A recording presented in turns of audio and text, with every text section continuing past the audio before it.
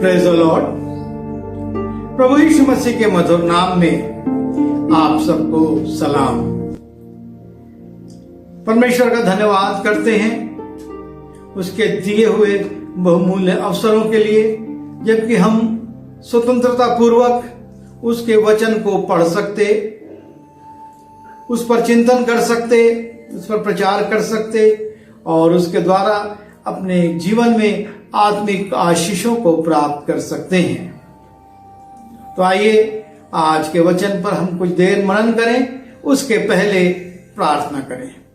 प्रभु जी, मेरी सहायता कीजिए कि मैं आपकी सामर्थ में होकर आपके वचन को आपके लोगों को बांट सकूं।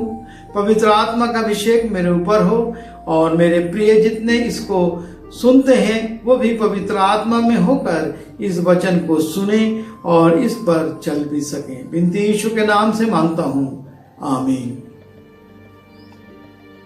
प्रियो, इन दिनों में हम यीशु मसीह के पुनरुत्थान के बाद जो उन्होंने अपने प्रिय लोगों से मुलाकात की और जो बातें कही और जो आज्ञाएं दी, उन पर विचार कर रहे हैं।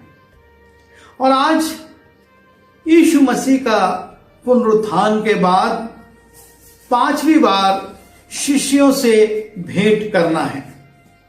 जब हम यूहन्ना रचित सुसमाचार उसके 20वें अध्याय में जाते हैं और उसके 24वें पद से 29वें पद को देखते हैं, वहां पर हम पाते हैं कि यीशु मसीह अपने शिष्यों के बाद फिर से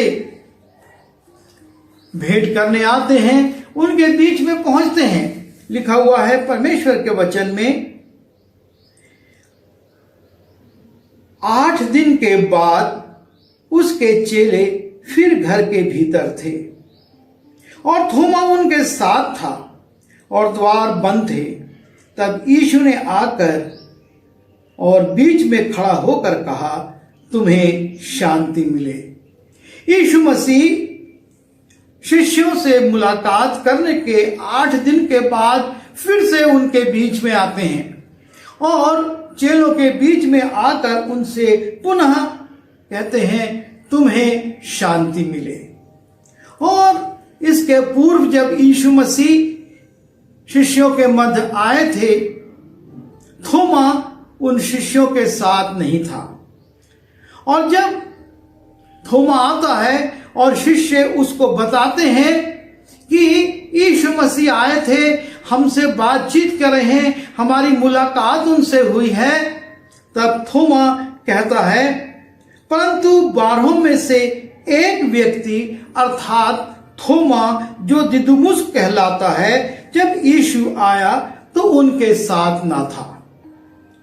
जब और चेले उससे कहने लगे कि हमने प्रभु को देखा है, तब उसने उनसे कहा, जब तक मैं उसके हाथों में कीलों के छेद ना देख लूं और कीलों के छेदों में अपनी उंगली ना डाल लूं और उसके पंजर में अपना हाथ ना डाल लूं, तब तक मैं प्रतीति नहीं करूंगा। शिष्यों के पास यीशु मसीह आते हैं, शिष्यों से मुलाकात होती है, यीशु मसीह उनसे बातचीत करते हैं। यीशु मसीह उनको कहते हैं कि तुम मुझको छू कर देखो, क्योंकि आत्मा के देह नहीं होती। तुम मेरे हाथों को छुओ, तुम मेरे पैरों को देखो। और फिर उसके बाद यीशु मसीह चेलों से कुछ खाने के लिए मांगते हैं और चेले उनको मछली के कुछ टुकड़े देते हैं, यीशु मसीह उसको खाते हैं। और इस प्रकार से यीशु मसीह अपने शिष्यों पर यह प्रकट करते हैं कि उनका पुनरुत्थान सिर्फ आत्मा नहीं है, लेकिन वो सदैव पुनरुत्थित हुए हैं और वो सदैव उनके पास आए हैं। और इसीलिए वो उनको कहते हैं, मुझ कर छू कर देखो, मुझको तुम खिलाओ, और वो खाते भी हैं। और ये सब होने के बाद जब यीशु मसीह चले जाते हैं और थोमा उनके बीच में आता है, तो चेले बताते हैं यीशु मसीह आए थे और ऐसा ऐसा हुआ। लेकिन थोमा वहां पर कहता है कि मैं नहीं विश्वास करूंगा, तुम जो कह रहे हो इस बात पर मैं विश्वास नहीं करता कि यीशु मसीह जी उठे और हमारे बीच में आए, जब तक मैं उसकी हथेलियों की में अपनी उंगली ना डाल लूं और उसके पांजर में अपने हाथ को ना डालूं, तब तक मैं विश्वास करने वाला नहीं। और चेलों के मध्य में इस प्रकार की बातचीत होती है और वो एक दूसरे के बीच में अपनी साक्षी को बांटते हैं। इसके पहले महिलाएं आई थी और इम्माउस के मार्ग से जाने वाले 2 चेले भी आए थे और चेलों को बताए थे, पर चेलों ने विश्वास नहीं किया था। और तब उनके बीच में यीशु मसीह आए और उन पर प्रकट हुए, उनको शांति दी और कहा मुझको छुओ। और ठीक यही स्थिति अभी थोमा की है। थोमा भी यही कहता है कि मैं विश्वास नहीं करूंगा।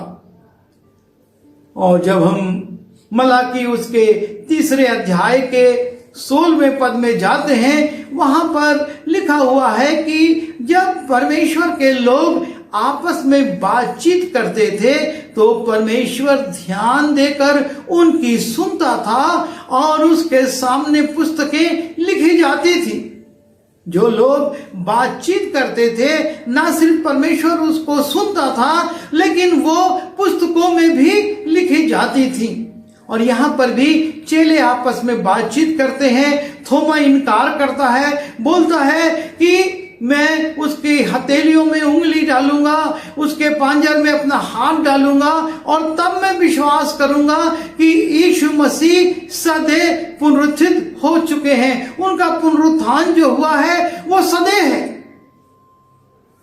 और तब 8 दिन के बाद यीशु मसीह पुनः शिष्यों के बीच में आते हैं और उस समय आते हैं जबकि थोमा भी उनके साथ है। और यीशु मसीह थोमा से कहते हैं, जब हम इस स्थल को पढ़ते हैं, तब उसने थोमा से कहा अपनी उंगली यहां लाकर मेरे हाथों को देख और अपना हाथ लाकर मेरे पांजर में डाल और अविश्वासी नहीं परंतु विश्वासी हो। जो बात थोमा ने चेलों से कही थी, बंद घर में कही थी, किसी और ने नहीं सुनी थी कि मैं तो उसकी हथेलियों में अपनी उंगली डालूंगा, उसके पांजर में अपना हाथ डालूंगा और तब मैं विश्वास करूंगा कि यीशु मसीह का पुनरुत्थान हो चुका है। पर यीशु मसीह उनकी बातों को सुन रहे थे। उनको ये ज्ञान था कि थोमा के मन में क्या संदेह है और यीशु मसीह तब उसको आमंत्रित करते हैं।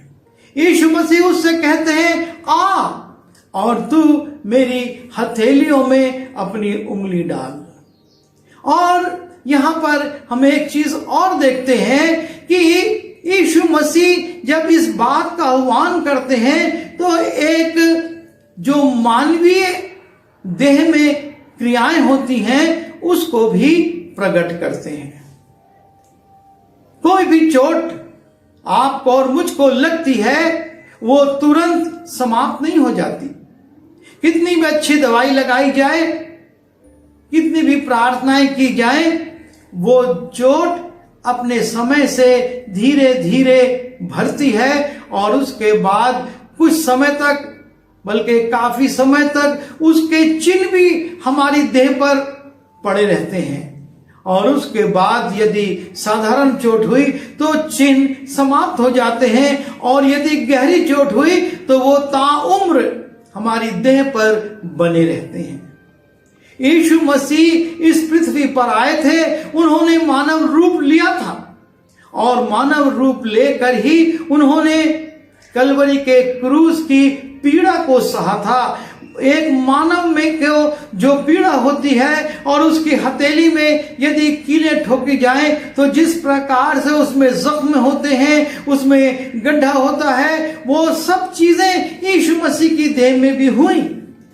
और पुनरुत्थान के 8-10 दिन के अंदर वो जख्म समाप्त नहीं हो गए, लेकिन वो अपनी जगह पर है।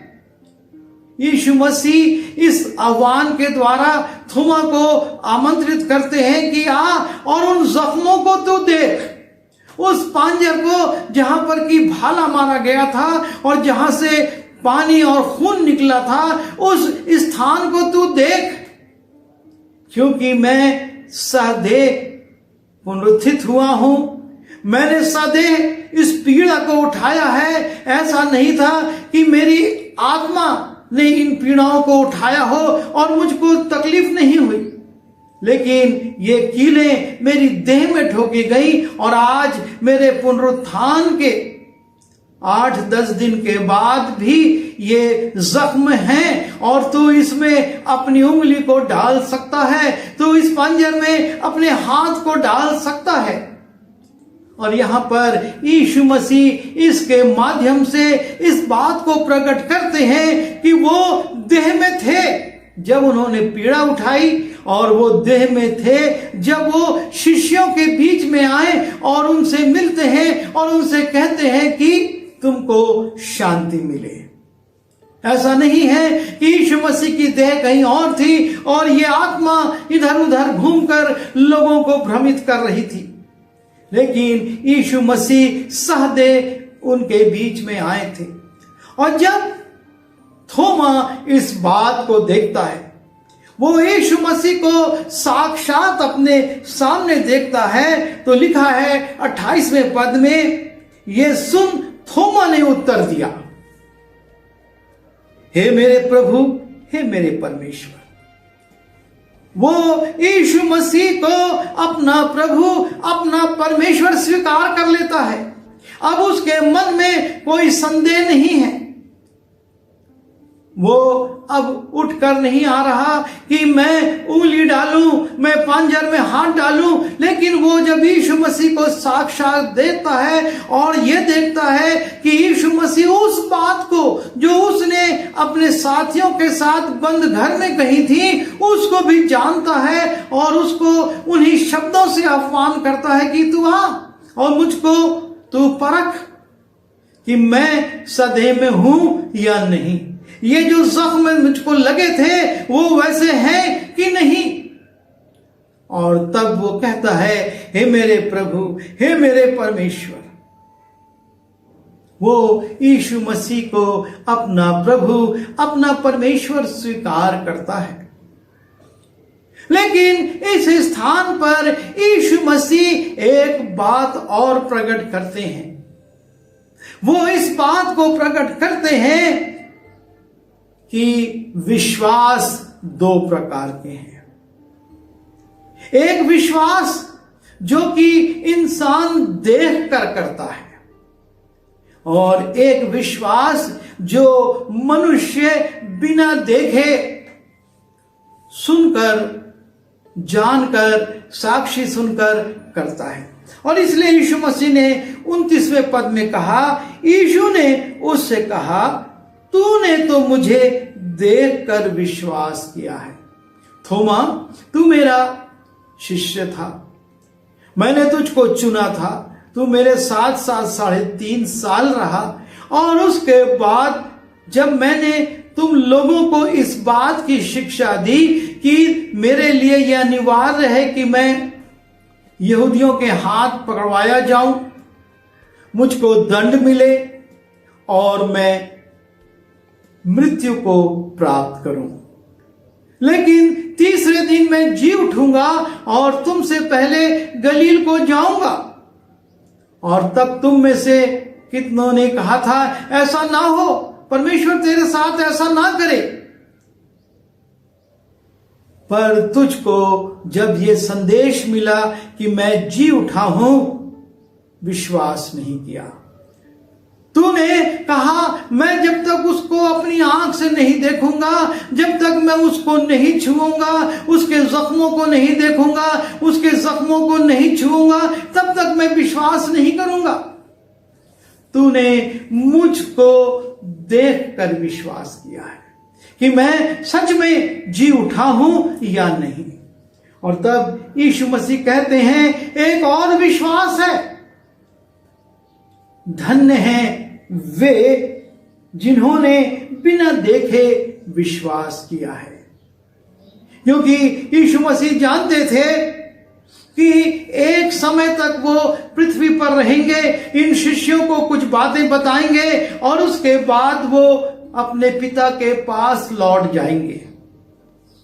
और तब ये चेले जब सुसमाचार प्रचार करेंगे तो लोग विश्वास करेंगे कि हाँ, यीशु मसीह हमारे उद्धार के लिए आया, उसने हमारे उद्धार के लिए क्रूस का दंड भोगा, उसने मृत्यु को सहा और वो तीसरे दिन मृतकों में से जी उठा और आज भी जीवित है और न्याय करने के लिए आने वाला है।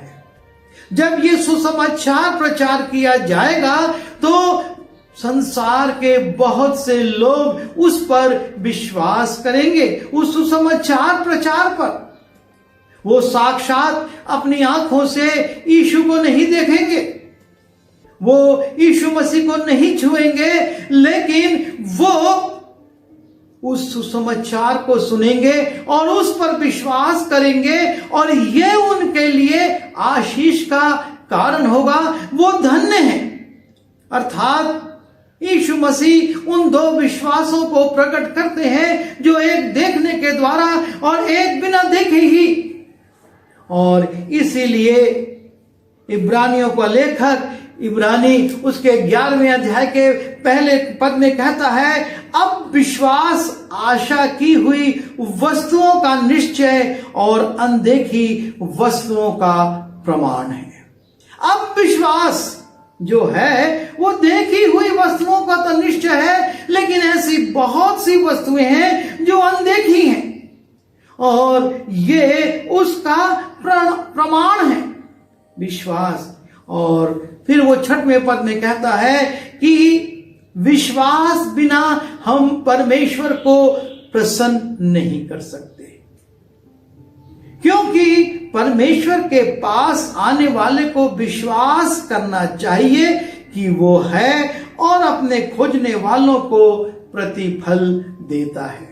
हर विश्वास करने वाले को यीशु मसीह अपना दर्शन नहीं देते, लेकिन वो विश्वास करता है और उन अनदेखी वस्तुओं का जो उसने अभी नहीं देखी है, उनकी आशा को वो करता है। हमने स्वर्ग के उस वैभव को नहीं देखा, लेकिन जब हम उसको प्रकाशित वाक्य में पढ़ते हैं, हम उस पर विश्वास करते हैं। और जब हम विश्वास करते हैं तो धन्य होते हैं, क्योंकि प्रकाशित वाक्य का लेखक भी प्रकाशित वाक्य उसके पहले अध्याय के 3 पद में कहता है कि धन्य है जो इस पुस्तक की बातों को पढ़ता है, धन्य है वो जो इस भविष्यवाणी के वचन को पढ़ता है और वे जो सुनते हैं और इसमें लिखी हुई बातों को मानते हैं। जो उन बातों को मानते हैं वो धन्य हैं। और इसलिए यीशु मसीह भी कहते हैं कि धन्य है वे जो बिना देखे, जिन्होंने देखा नहीं, वो मुझ पर विश्वास करेंगे। थोमा, तूने तो देखा, शिष्यों तुमने तो देखा। जब तुमको महिलाओं ने बताया तुमने विश्वास नहीं किया, तुम दुख में पड़े रहे। जब तुमको मरियम मगदलीनी ने आकर बताया तुम उस पर विश्वास नहीं करे, आश्चर्यचकित होते रहे।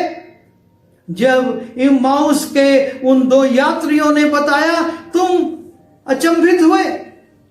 और उसके बाद जब मैं तुम पर प्रकट हुआ तो तुमने विश्वास किया कि मैंने तीसरे दिन मृतकों में से जी उठकर सदैव पुनरुत्थान को प्राप्त किया है।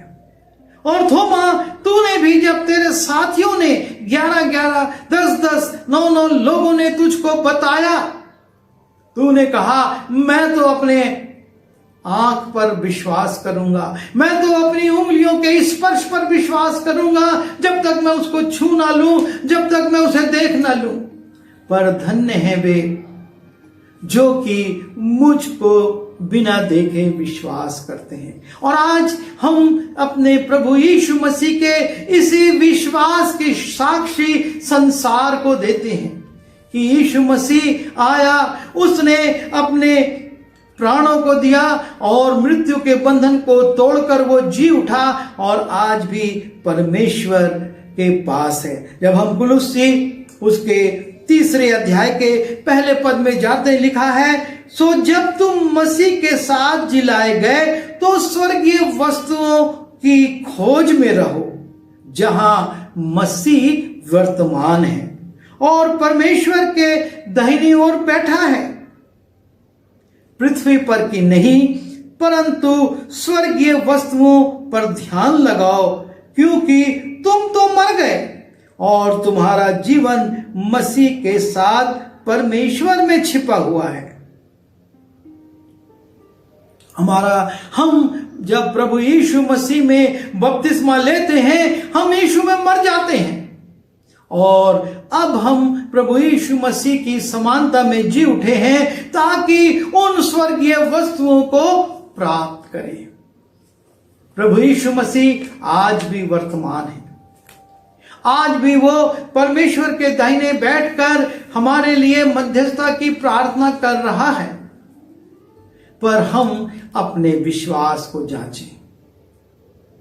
हम पुनरुत्थित यीशु को अपनी आंखों से देखे हैं या नहीं? आज जब हम उसके वचन को पढ़ते हैं, सुसमाचार को सुनते हैं और विश्वास करते हैं प्रभु यीशु मसीह पर, तो हम धन्य हो जाते हैं और हमारा प्रभु यीशु मसीह इससे आनंदित होता है। और इसीलिए उसने थोमा से कहा कि तूने तो मुझको देखकर विश्वास किया है, तूने मुझको देखा है, परंतु धन्य है वे जो मुझको बिना देखे विश्वास करते हैं। आज हमारा प्रभु यीशु मसीह जिंदा है और हम विश्वास करते हैं कि वो अपने वायदे के मुताबिक इस पृथ्वी पर आएगा, तुरही फूकी जाएगी और हम उसके साथ बादलों पर उठाए जाएंगे। और यही विश्वास हमको स्वर्गीय स्थानों में स्थान प्राप्त करने के लिए तैयार करता है। और इसलिए हम प्रभु यीशु मसीह के पुनरुत्थान पर विश्वास करें, उसके वर्तमान दशा पर विश्वास करें कि वो परमेश्वर के दाहिने हैं और उसके पुनरागमन की तैयारी करें कि वो आएगा। जब तुरही फूकी जाएगी तो हम उठाए जाने के योग्य ठहरेंगे या नहीं। प्रभु हमारी सहायता करे कि हम उस तैयारी को करें, उस विश्वास को अपने जीवन से प्रकट करें और प्रभु से आशीष को पाकर उस अनंत जीवन को पाएं जो प्रभु यीशु मसीह हर एक विश्वास करने वाले को देना चाहता है। आइए प्रार्थना करें। प्रभु जी, हम धन्यवाद देते हैं कि आपने इस पृथ्वी पर जन्म लिया, आपने दुख सुख भोगी मनुष्य बनकर 3.5 वर्ष तक अपने चेलों को शिक्षा दी और उसके बाद आप क्रूस पर चढ़ाए गए, मारे गए, गाड़े गए और तीसरे दिन मृतकों में से जी उठे और अपने चेलों को समय समय पर दिखाई देकर उनको बहुत सी बातों का मार्गदर्शन देते रहे, उनके विश्वास को बढ़ाते रहे। और आपने थोमा के विश्वास को भी बढ़ाया कि तू परख ले कि मैं जीवित हूं, सदैव जीवित हूं या नहीं।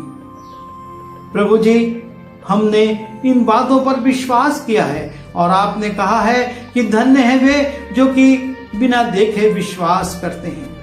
प्रभु, हमने विश्वास की आंखों से आपको देखा है और आप पर विश्वास करते हैं और प्रार्थना करते हैं कि हमको तैयारी का मन दीजिए, ताकि जब भी तुरही फूकी जाए या डेरा सजी का हमारा ये घर गिराया जाए, हम आपके चरणों पर अपनी आंखें खोल सकें।